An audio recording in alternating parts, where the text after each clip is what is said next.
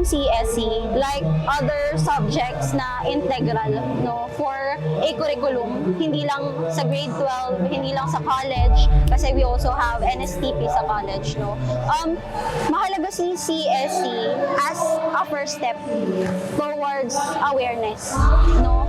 Awareness sa pag-extend ng civic engagement, particularly mahalaga na ipasa natin siya, primarily sa amin bilang teacher, ipasa namin siya sa new generation of students.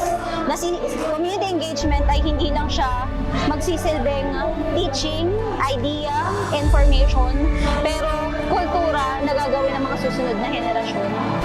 Yung mga hirap na nararanasan ng mga tao sa komunidad noon, no, hanggang ngayon nangyayari pa rin. At bilang mga mamamayan, no, bilang mga mamamayan na may pakialam, no, mulat at critical, napakahalaga na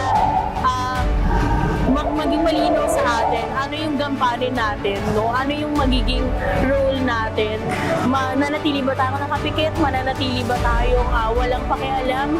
O hahayaan natin itong mga nangyayari sa kasalukuyan? Kaya itong mga ganito, no, mga paglabas sa komunidad, pagsama, actually, malaking bagay dahil napakikinggan, no, na nakikita natin ano yung realidad.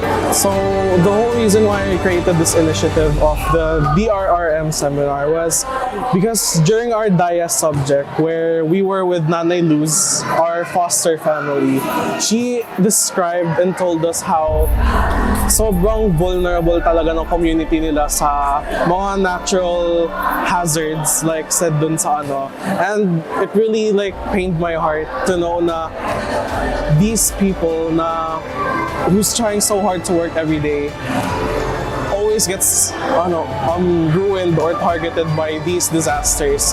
So I really wanted to create this program para kahit papano, if ever na dumating ang sakuna, they're all prepared. And though this really is quite a small project since it's something done by a class, it's important to me na the people here in Barangay 128 have lifelong learning na pwede nila talagang i-apply pag may dumating na araw na kakailangan din talaga nila yung mga tinuro na.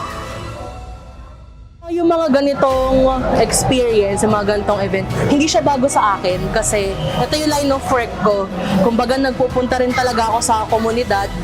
Natutuwa ako kila nanay kanina kasi hindi man sila vocal na parang pag nagtanong ako ay may vocal silang sasagot. Pero kita mong engaged kasi sila na gusto rin nilang matuto sa kung ano man yung tatalakayin ngayong araw.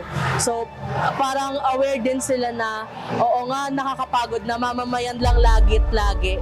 So parang may kita mo yung engagement sa kanila na gusto rin nilang may pagbabagong mangyari in terms of disaster risk reduction and management sa lugar nila. Para sa amin, malaking tulong para sa amin sa senior citizen na lahat ng ipiniliwanag nyo ay magkaroon kami ng kaalaman sa disaster. Siyempre, sa tulad po namin senior citizen, bit-bit na namin lahat ang kailangan namin. Nabiglaan, lalo na kung kami lang ang naiiwan sa aming nahalan, di ba?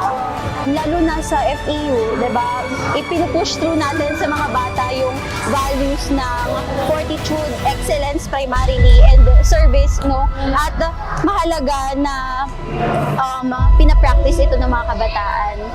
As early as grade 12, sana ito ay na-i-inculcate na natin sa kanila.